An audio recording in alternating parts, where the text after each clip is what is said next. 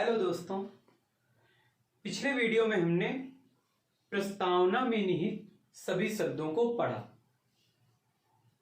वे शब्द हमें ये बताते हैं कि प्रस्तावना हमें क्या क्या बताना चाहती है या संविधान की क्या क्या उद्देश्य हैं।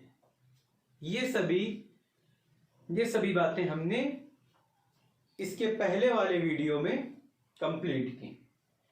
आज हम प्रस्तावना से जुड़े कुछ मुद्दों को, प्रस्तावना की जो कुछ आलोचना करने वाले लोग हैं उन आलोचनाओं को तथा प्रस्तावना का महत्व क्या है इसको समझेंगे। तो सबसे पहले अभी तक जितना भी हमने प्रस्तावना में पढ़ा या जो हम प्रस्तावना पढ़ रहे हैं तो उसी को पढ़ते हैं कि ये प्रस्तावना संविधान का भाग है या नहीं, या प्रस्तावना में संशोधन किया जा सकता है या नहीं। देखिए, एक बात याद रखिएगा कि आप लोग पढ़ते होंगे कि 44वां संविधान संशोधन 1978 इस प्रकार के आप लोग संविधान संशोधन पढ़ते होंगे। यानी कि संशोधन किसमें किया जा सकता है? संविधान में। यानी कि जो संविधान का भाग है उसी में हम लोग संशोधन कर सकते हैं। यानी कि जो प्रस्तावना से जुड़ा हुआ ये मुद्दा है कि प्रस्तावना में संशोधन किया जा सकता है या नहीं, और जो दूसरा मुद्दा है कि प्रस्तावना संविधान का भाग है या नहीं, ये आपस में रिलेट है। यानी कि अगर प्रस्तावना संविधान का भाग होगी तो प्रस्तावना में संशोधन किया जा सकता है। जैसा कि मैंने अभी बताया कि संशोधन किसमें किया जा सकता है? संविधान में, मूल ढांचे को छोड़ के। मूल ढांचा क्या होता है अभी बताऊंगा मैं। तो इन दोनों मुद्दों को हमें रिलेट करके पढ़ना होगा। तो सबसे पहली हेडिंग डालिए कि प्रस्तावना संविधान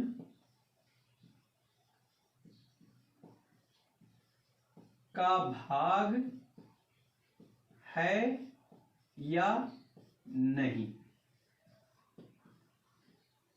या इसको अगर दूसरे रूप में हम पढ़ें तो प्रस्तावना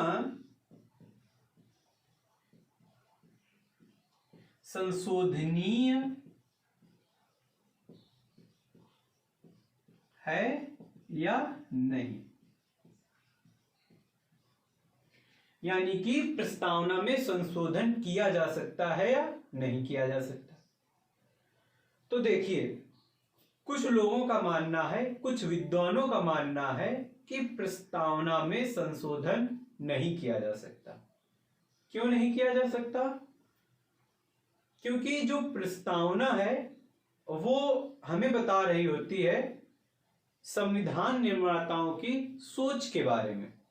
यानी कि जो हमारे संविधान निर्माता थे, यानी कि जो संविधान सभा के सदस्य थे जिनका संविधान बनाने में योगदान था, उनकी सोच क्या रही होगी, वो किस प्रकार का देश चाहते होंगे, वो सभी हमें प्रस्तावना से पता चल जाता है।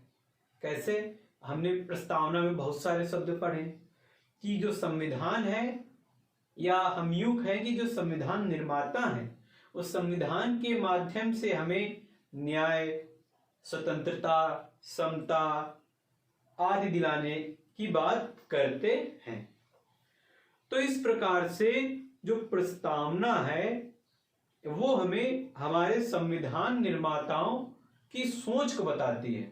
इसलिए हमें किसी की सोच को संशोधित नहीं करना चाहिए, ये मानना है कुछ विद्वानों का।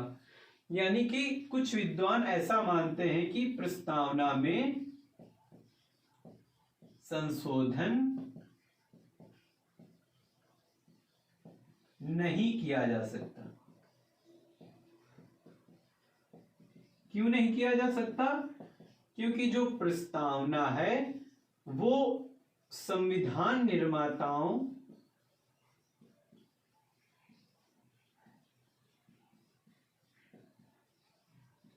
संविधान निर्माताओं की सोच को दिखाती है। तो मैंने भी आपको बताया कि प्रस्तावना संशोधनीय है या नहीं है। इसके लिए कुछ विद्वान ये मानते हैं कि प्रस्तावना में संशोधन नहीं किया जाना चाहिए, क्योंकि ये हमारे संविधान निर्माताओं की सोच को बताती है और किसी की भी सोच को संशोधित नहीं किया जाना चाहिए, ताकि हम अपने संविधान निर्माताओं के एग्जैक्ट विजन को जान सकें। एक बात और याद रखिएगा कि यहां बात हो रही है प्रस्तावना संशोधनीय है या नहीं।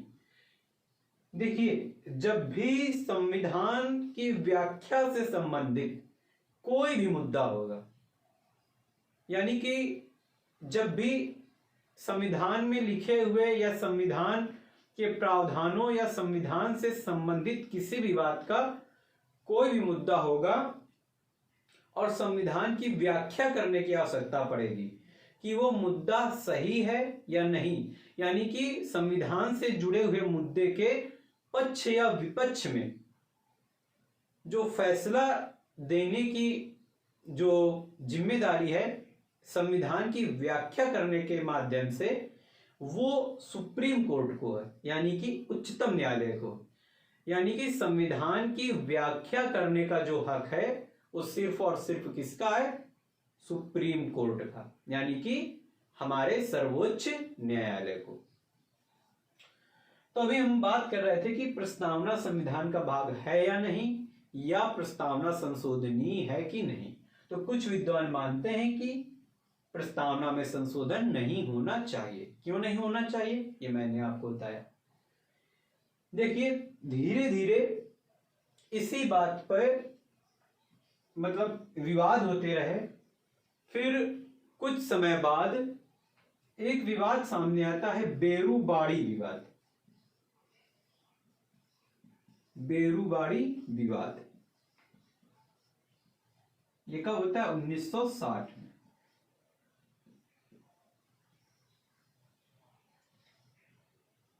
बेरूबाड़ी विवाद क्या है? देखिए, जो बाड़ी है, ये जो बंगाल है, वहां बाड़ी को गांव या एक प्रकार से जगह के लिए जो शब्द प्रयोग करते हैं वो बाड़ी प्रयोग किया जाता है। यानी कि बंगाल में एक बेरू नामक गांव, यानी बेरूबाड़ी नामक एक गांव था, वहां का ये विवाद है। देखिए, 1960 में जब बांग्लादेश नहीं बना था, जानते हैं कि बांग्लादेश 1971 के बाद अस्तित्व में आया। उसके पहले जो बांग्लादेश था वो पूर्वी पाकिस्तान के नाम से जाना जाता था।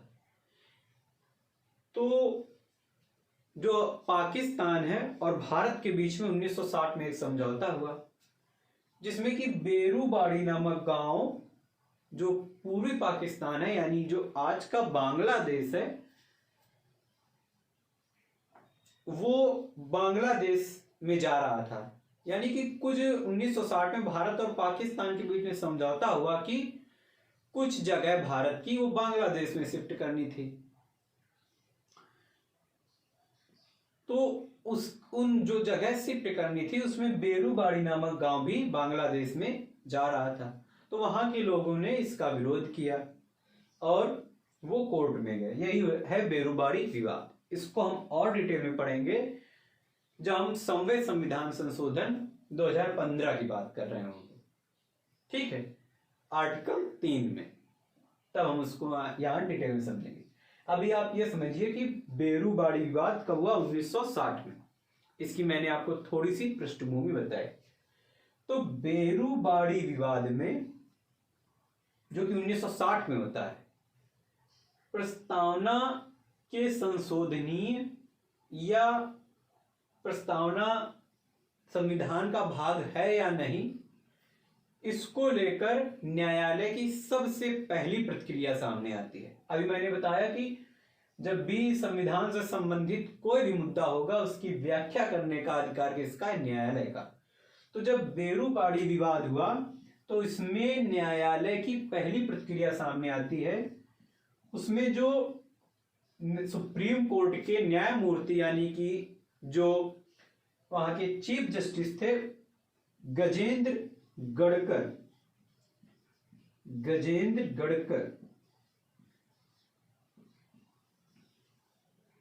इन्होंने ये फैसला किया कि जो प्रस्तावना है वो असंशोधनीय है, यानी कि प्रस्तावना में संशोधन नहीं होना चाहिए। प्रस्तावना में क्या नहीं होना चाहिए? संशोधन नहीं होना चाहिए, यानी कि प्रस्तावना को असंशोधनीय बताया। अब मैंने बताया था कि अगर असंशोधनीय है तो इसका तात्पर्य क्या होगा कि वो प्रस्तावना संविधान का भाग नहीं होगी। असंशोधनीय है ही किस आधार पर? इस आधार पर कि वो संविधान का भाग नहीं होगी। यानी कि इसी बेरूपाड़ी विवाद में जो न्यायालय का फैसला आता है गजेंद्र गड़कर के द्वारा, वो क्या आता है कि प्रस्तावना संविधान का भाग नहीं है। प्रस्तावना संविधान का भाग नहीं, यानी कि प्रस्तावना से जुड़े हुए मुद्दे में जो कि प्रस्तावना संविधान का भाग है या नहीं, या प्रस्तावना संशोधनीय है कि नहीं, इसमें जो सबसे पहली प्रतिक्रिया न्यायालय द्वारा आती है वो क्या आती है कि प्रस्तावना असंशोधनीय है, यानी कि प्रस्तावना में संशोधन नहीं किया जा सकता, अर्थात प्रस्तावना संविधान का भाग है ही नहीं। वो हमारे संविधान निर्माताओं की सोच को बताती है केवल। ठीक, तो इस प्रकार पहला जो प्रस्तावना के संशोधन से संबंधित जो फैसला आता है न्यायालय की तरफ से वो क्या आता है? प्रस्तावना के असंशोधनीय होने का। इसके कुछ समय बाद एक केस होता है केशवानंद भारती केस। केशवानंद भारती केस, इसे ध्यान रखिएगा, बहुत ही चर्चित केस है। इसको आप ज्यादातर जगह पढ़ेंगे। केशवानंद भारती केस 1973 में। देखिए, केशवानंद भारती एक मठ के महंत थे, इनके द्वारा यह केस किया गया था। तो केशवानंद भारती केस में न्यायालय का अगला फैसला आता है। पहले फैसले में न्यायालय ने बात की थी कि प्रस्तावना असंशोधनीय है, यानी कि प्रस्तावना में संशोधन नहीं किया जा सकता है। लेकिन केशवानंद भारती केस में जो न्यायालय था उसने अपने पहले के फैसले को बदल दिया। अब न्यायालय कहता है कि जो प्रस्तावना है वो संविधान का भाग है, संविधान का भाग है। अगर संविधान का भाग है प्रस्तावना, तो फिर प्रस्तावना में संशोधन किया जा सकता है। प्रस्तावना में संशोधन किया जा सकता है। लेकिन एक बात याद रखिएगा, प्रस्तावना में संशोधन तो किया जा सकता है, लेकिन यदि प्रस्तावना में कोई शब्द मूल ढांचे से संबंधित है या कोई तथ्य मूल ढांचे से संबंधित है तो उसमें संशोधन नहीं किया जा सकता। अब ये मूल ढांचा क्या है? देखिए, इसको एक चैप्टर में तो बहुत डिटेल में बताया जाएगा, लेकिन आप अभी थोड़ा समझ लीजिए। मूल ढांचा संविधान में वे भाग होते हैं जिनमें संशोधन किया ही नहीं जा सकता। आप अभी तक पढ़ रहे होंगे कि संविधान में संशोधन सामान्यतः किया जाता है संविधान की गतिशीलता को बनाने के लिए, इसीलिए संविधान एक जीवंत दस्तावेज है। लेकिन संविधान में कुछ तथ्य, कुछ भाग ऐसे भी हैं जिनमें संशोधन किया ही नहीं जा सकता। वो कौन कौन से भाग हैं, वो कौन कौन से तथ्य हैं, इनकी जो लिस्ट है, इनकी जो सूची है वो न्यायालय द्वारा यानी कि सुप्रीम कोर्ट द्वारा ही समय समय पर निर्धारित की जाती है। न्यायालय कोई शब्द मूल ढांचे में या कोई तथ्य मूल ढांचे में डाल सकता है या वापस उसे मूल ढांचे से बाहर कर सकता है। ये सारी जिम्मेदारी न्यायालय की होती है। तो मूल ढांचे से तात्पर्य संविधान का वह हिस्सा जहां संशोधन नहीं किया जा सकता। ठीक। तो केशवानंद भारती केस में न्यायालय के जो फैसले होते हैं उनमें 3 फैसले अहम है। कौन कौन से? प्रस्तावना से संबंधित। कौन कौन से? कि प्रस्तावना संविधान का भाग है, अगर भाग है तो प्रस्तावना में संशोधन किया जा सकता है, लेकिन प्रस्तावना में यदि कोई मूल ढांचे से संबंधित शब्द या तथ्य पाया जाता है तो उसमें संशोधन नहीं किया जा सकता। ठीक। फिर आगे चल के कई और केस होते हैं, जैसे SR Bommai case,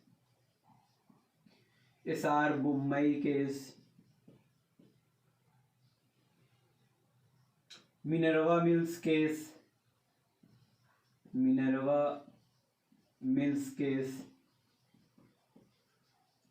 LIC case. Minerva Mills case 1980 में होता है, एसआर मुंबई 1994 में और ये LIC केस 1995 में। इनमें भी केशवानंद भारती केस के जो न्यायालय द्वारा फैसला दिया गया था वो सही माना गया। यानी वर्तमान की स्थिति क्या है? अगर मैं वर्तमान की स्थिति की बात करूं तो प्रस्तावना में संशोधन किया जा सकता है, यानी कि प्रस्तावना संविधान का भाग है। और लेकिन यह भी याद रखना है कि प्रस्तावना में यदि कोई मूल ढांचे से संबंधित शब्द आता है तो उसमें संशोधन नहीं किया जा सकता। ठीक। तो क्या आज तक कभी प्रस्तावना में संशोधन किया गया है? तो याद रखिएगा कि अभी तक प्रस्तावना में सिर्फ एक बार संशोधन किया गया है। कब संशोधन किया गया है? इसका स्क्रीनशॉट लीजिए, मैं मिटाता हूं, फिर आगे बात करते हैं।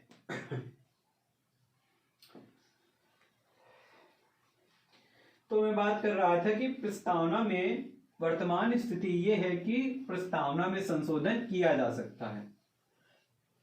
कब से स्थिति बन गई है? 1973 से। उसके पहले क्या स्थिति थी कि प्रस्तावना में संशोधन नहीं किया जा सकता। तो क्या अब तक एक भी बार प्रस्तावना में संशोधन किया गया है?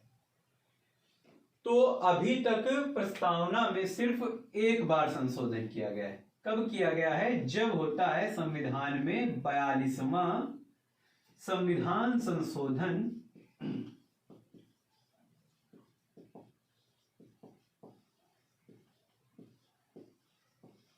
42वां संविधान संशोधन अधिनियम 1976। यानी कि प्रस्तावना में अभी तक सिर्फ एक बार प्रस्तावना में संशोधन किया गया है, वो भी 42वें संविधान संशोधन अधिनियम 1976 के द्वारा। इसमें लिखे हुए कोई कंफ्यूजन हो जाएगा। इसका मतलब क्या है कि संविधान में कई बार संशोधन हो चुके हैं। मैंने आपको संविधान पढ़ाते हुए बताया था कि संविधान में अभी तक फिलहाल स्थिति क्या है कि कुल 105 बार संविधान संशोधन हो चुके हैं। तो उसी के क्रम में ये 42 नंबर का संविधान संशोधन था जो कि 1976 में हुआ था। तो जब 42वें संविधान संशोधन हुआ 1976 में, तो उसके अंतर्गत प्रस्तावना में संशोधन किया गया और प्रस्तावना में संशोधन करके उसमें 3 नए शब्द जोड़े गए। कौन कौन से? इन्हें याद रखिएगा। सोशलिस्ट, सेक्युलर, इंटीग्रिटी,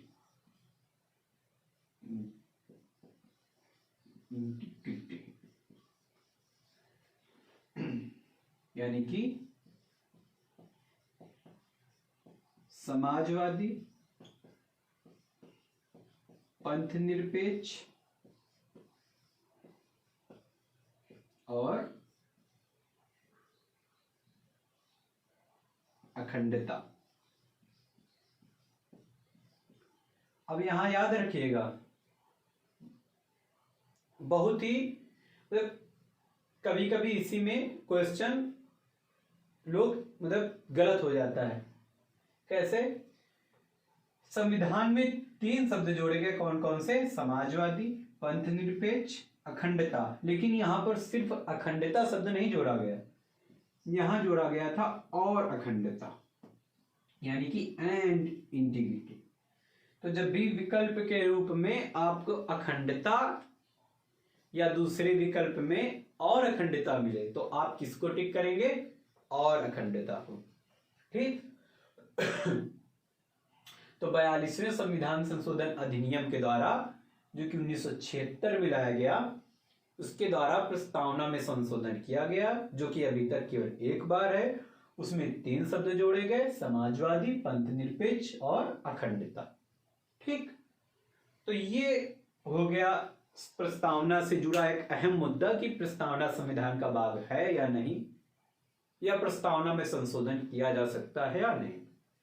तो वर्तमान की स्थिति क्या है? प्रस्तावना में संशोधन किया जा सकता है क्योंकि यह संविधान का भाग है।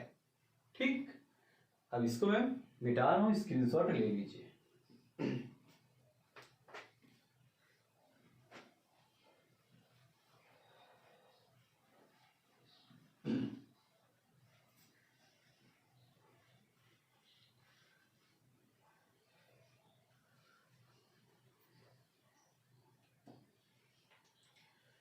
अब बात करते हैं प्रस्तावना के महत्व के बारे में, कि प्रस्तावना का महत्व क्या है, क्यों आखिरकार प्रस्तावना संविधान में सम्मिलित की गई। ठीक। तो हेडिंग डालिए, प्रस्तावना का महत्व।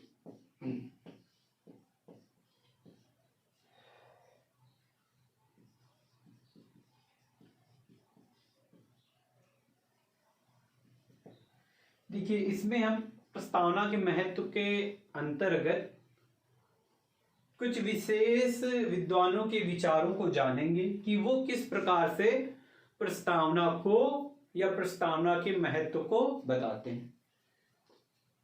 तो सबसे पहले हम बात करेंगे के.एम. मुंशी के बारे में।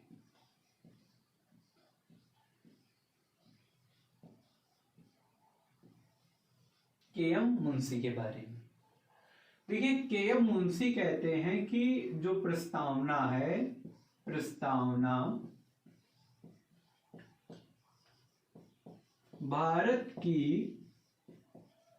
राजनीतिक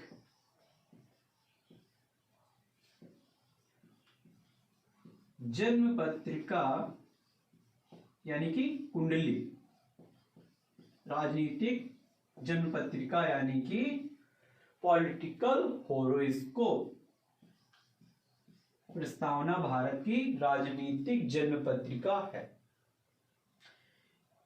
इसका क्या मतलब है? देखिए, आप सभी लोग ये तो जानते होंगे कि जिस प्रकार जैसे कोई व्यक्ति होता है, तो व्यक्ति की जो जन्म पत्रिका है या व्यक्ति की जो कुंडली है, वो व्यक्ति के भावी जीवन को, अपने जो हिंदू कल्चर है उसके अनुसार व्यक्ति के भावी जीवन के बारे में बताती है। यानी कि व्यक्ति का आगे आने वाला जीवन कैसा होगा, इसके बारे में हमें जानकारी व्यक्ति की जन्मपत्री या व्यक्ति की कुंडली देती है।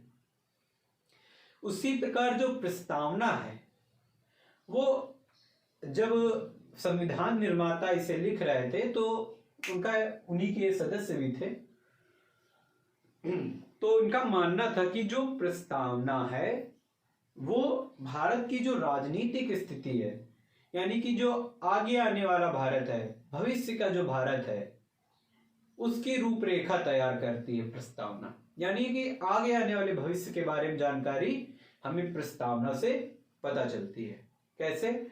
देखिए, प्रस्तावना में ही सत्ता के उद्देश्य के बारे में जिक्र किया गया है कि सत्ता का उद्देश्य क्या होगा। सत्ता का उद्देश्य ही हमें बताता है कि किस प्रकार का देश होगा। इस प्रकार से के.एम. मुंशी का कहना है कि जो प्रस्तावना है वो भारत की राजनीतिक जन्मपत्री या जन्म पत्रिका के रूप में कार्य करती है या उस भारत की राजनीतिक जन्म पत्रिका है। ठीक, इसका स्क्रीनशॉट। ये कोटेशंस पूछे जाते हैं एग्जाम में, इसलिए इनको जरूर नोट कर लीजिएगा कि प्रस्तावना के बारे में के.एम. मुंशी ने क्या कहा है।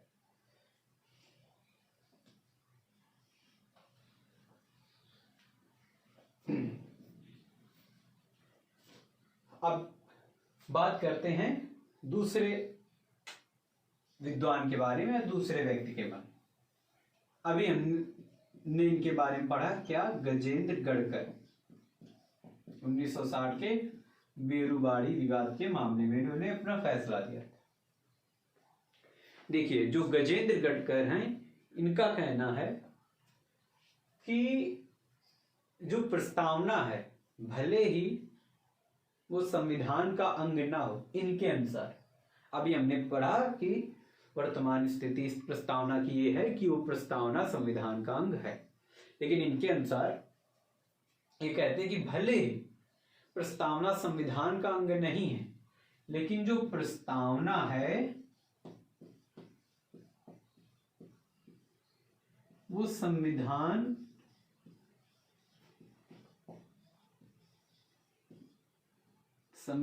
निर्माताओं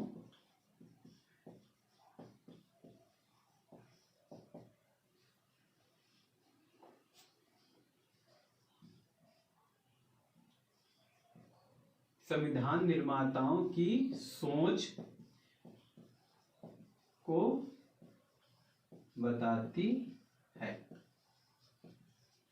अभी हमने इसके पहले पढ़ा भी था कि जो प्रस्तावना है, जो ये मानते हैं कि प्रस्तावना संविधान का भाग नहीं है या प्रस्तावना में संशोधन नहीं किया जा सकता, वो ये मानते हैं कि जो प्रस्तावना है वो संविधान निर्माताओं की सोच को प्रदर्शित करती है। तो गजेंद्र गढ़कर क्या कहते थे कि प्रस्तावना संविधान निर्माताओं की सोच को प्रदर्शित करती है, यानी कि अगर हमें संविधान निर्माताओं की सोच को समझना है तो हमें किसका सहारा लेना पड़ेगा, प्रस्तावना का। यानी कि प्रस्तावना संविधान निर्माताओं की सोच को दिखाती है। ठीक, तो इसका भी आप स्क्रीनशॉट ले लीजिए।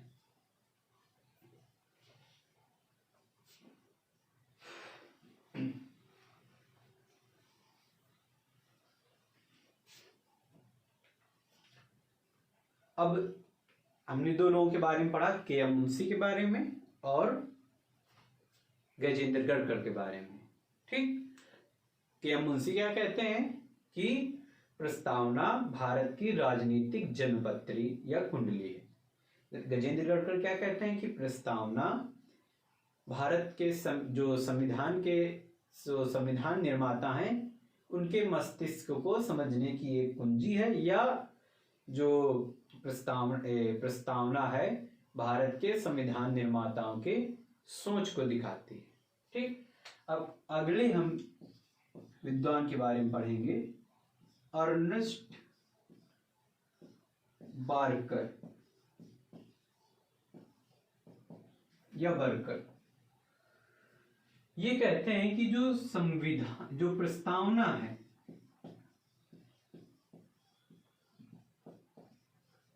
वो संविधान की कुंजी है। प्रस्तावना संविधान की कुंजी है,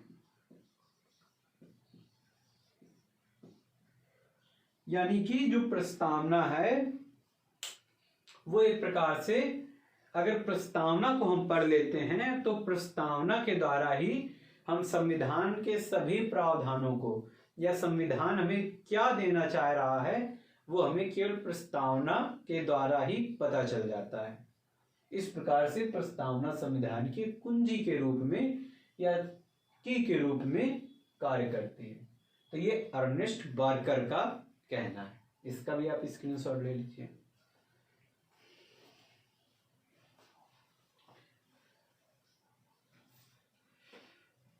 अब पढ़ते हैं अगले विद्वान के बारे में।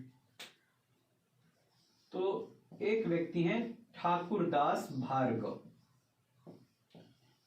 इनकी कोटेशन तो बहुत ही महत्वपूर्ण है।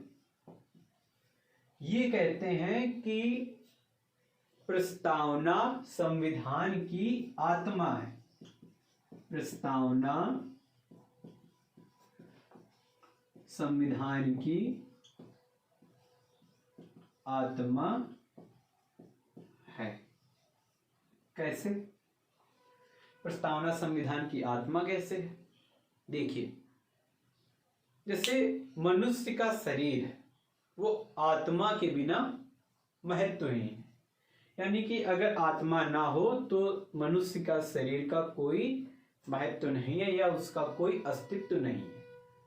उसी प्रकार जो प्रस्तावना है, जो प्रस्तावना के आदर्श हैं, प्रस्तावना बहुत सारे आदर्शों की बात करती है, जैसे कि न्याय की, स्वतंत्रता की, समता की, एकता की, अखंडता की, बंधुता की। तो अगर संविधान से ये सभी तथ्य या आदर्श निकाल लिए जाएं तो संविधान भी महत्वहीन हो जाएगा। इस प्रकार से जो संविधान की आत्मा के रूप में प्रस्तावना काम करती है। और कैसे? प्रस्तावना में निहित आदर्शों के माध्यम से। तो ठाकुरदास भार्गव कहते हैं प्रस्तावना संविधान की आत्मा है। इसके अतिरिक्त कभी आपको ऑप्शन में सुभाष कश्यप का नाम लिखा मिल जाए तो वो भी ये इस युग के जाने माने संविधान के जानकार हैं। तो सुभाष कश्यप भी यही बात कहते हैं कि प्रस्तावना संविधान की आत्मा है। ठीक, तो अभी तक हमने सबसे पहले पढ़ा कि जो के.एम. मुंशी के वाक्य के बारे में, जो के.एम. मुंशी प्रस्तावना के महत्व को किस रूप में देखते हैं। उसके बाद गजेंद्र गढ़कर के दृष्टिकोण को समझा। इसके बाद अर्नेस्ट बार्कर के दृष्टिकोण को समझा। इसके बाद हमने ठाकुरदास भार्गव के दृष्टिकोण को समझा। इसके साथ साथ हमने ये किस प्रकार से इस सोच को दर्शाते हैं ये भी जाना। इसका भी आप स्क्रीनशॉट लीजिए, फिर मैं इसे मिटा दूं।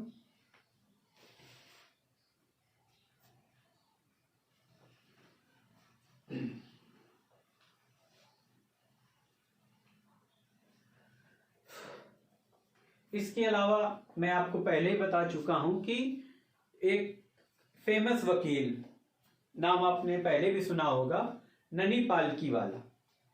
ननी पालकीवाला कहते हैं कि जो प्रस्तावना है वो संविधान का परिचय पत्र है। तो मैं इसे यहां लिख नहीं रहा हूं क्योंकि मैं पहले ये बता चुका हूं कि प्रस्तावना संविधान का परिचय पत्र है। यानी कि संविधान के जो लक्ष्य हैं या संविधान जो बताना चाहता है उसके बारे में जो परिचय देने का काम है वो प्रस्तावना करती है। ये किसने कहा था? ननी पालकीवाला ने। इसके अलावा प्रस्तावना के महत्व में एक सबसे इंपॉर्टेंट बात याद रखिएगा, जब भी कभी संविधान के प्रावधानों में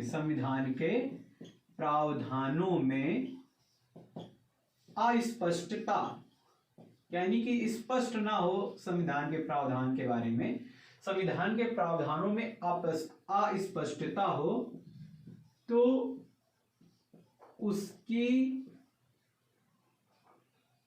उसे स्पष्ट करने के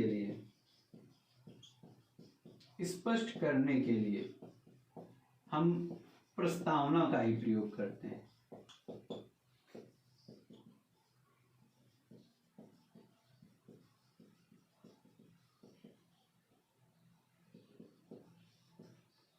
यानी कि कभी भी संविधान के किसी भी प्रावधान को लेकर मतलब अस्पष्ट स्थिति हो कि कोई चीज संविधान में जैसे कोई भी प्रावधान या कोई भी नियम जैसे लिखा है तो वो स्पष्ट ना हो रहा हो कि वो वास्तव में क्या कहना चाहता है, तो उसकी जो व्याख्या है किसको आधार बना के की जाएगी? प्रस्तावना को। यानी कि उसकी व्याख्या प्रस्तावना के आधार पर की जाएगी। किसके द्वारा? न्यायालय के द्वारा। आधार किसको बनाया जाएगा? प्रस्तावना को।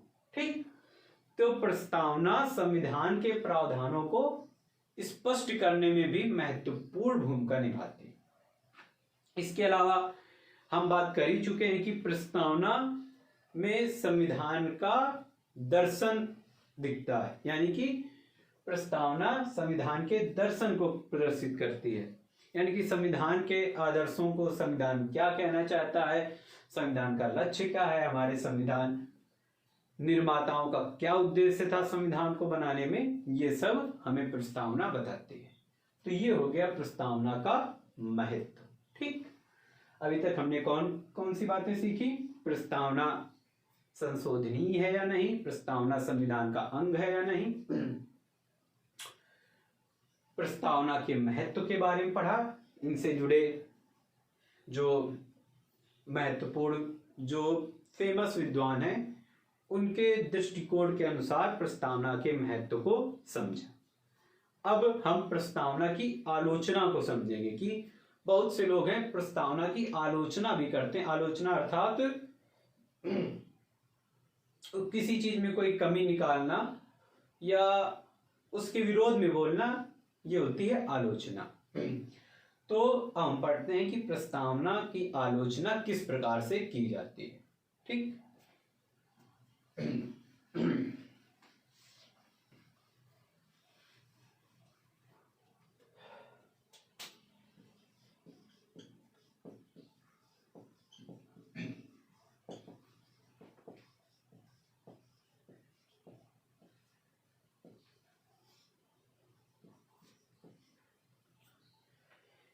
देखिए जो प्रस्तावना की सबसे प्रमुख आलोचना जो बहुत सारे विद्वानों द्वारा की जाती है वो ये है कि जो प्रस्तावना है वह अपरिवर्तनीय है।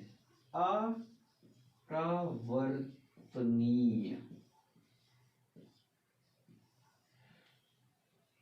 यानी कि नॉन इन्फोर्सेबल। प्रस्तावना क्या है? अप्रवर्तनीय। अप्रवर्तनीय का मतलब क्या होता है? अवाद योग्य, यानी जिसको लेकर कोई वाद ना किया जा सके, मतलब जिसको लेकर हम न्यायालय में न जा सके, मतलब कि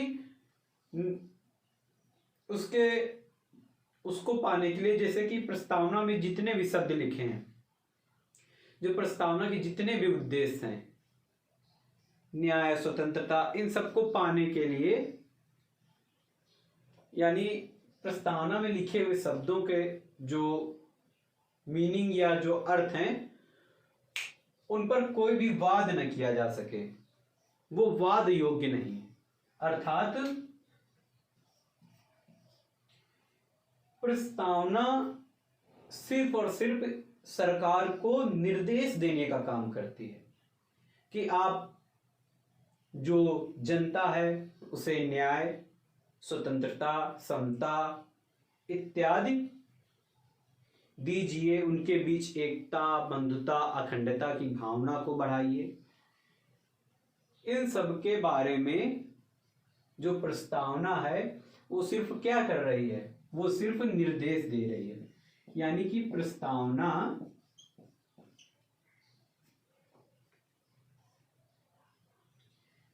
सिर्फ निर्देश देने का कार्य करती है, सिर्फ निर्देश।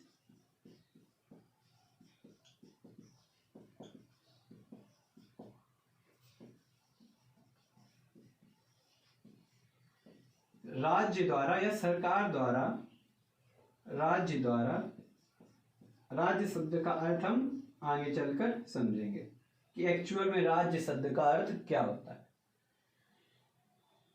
राज्य द्वारा इसे लागू करना अनिवार्य नहीं है।